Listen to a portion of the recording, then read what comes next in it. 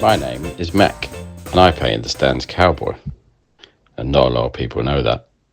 But my dad was definitely obsessed with westerns.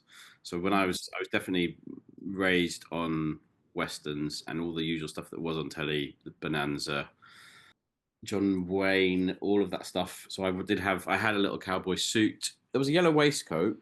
I've got a vivid memory of my cowboy outfit being trainers. I remember somebody saying to me, "But you're wearing trainers." I was like, "Yeah, because I'm a cowboy." I was like, "Cowboys don't wear trainers." I was like, "Yeah, they do."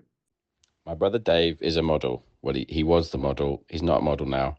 He's very old now, but he's still my muse. He's a bit amusing anyway. In the nutshell, it was basically Dave. It was the. It's basically it's. I was looking at myself as Dave, Dave being me, and I don't. But I really don't. There wasn't any kind of actual rhyme or reason to it. It's just like it. And actually, even in the time, the same way that I can't really explain much of my work now, it was like I offered up some BS about it being self exploration and or some sort of way, but it wasn't. I really like cowboys, and I wanted to be a cowboy. The first gun to the head cowboy was a little square foot painting. I did about three of them.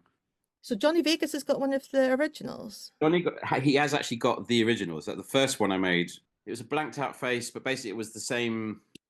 It was worked from the same photograph.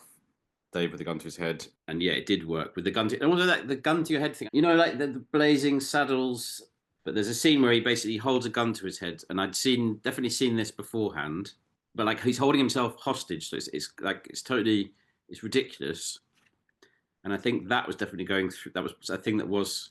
But I mean, it's just the thing that kids used to do, and I don't think you used to think you're not blowing your brains out. You just the backdrop was for the Glasgow Club was what happened first. So I painted that in the studio I had in the old bongo, and it was a weird angle because I couldn't fit it in the.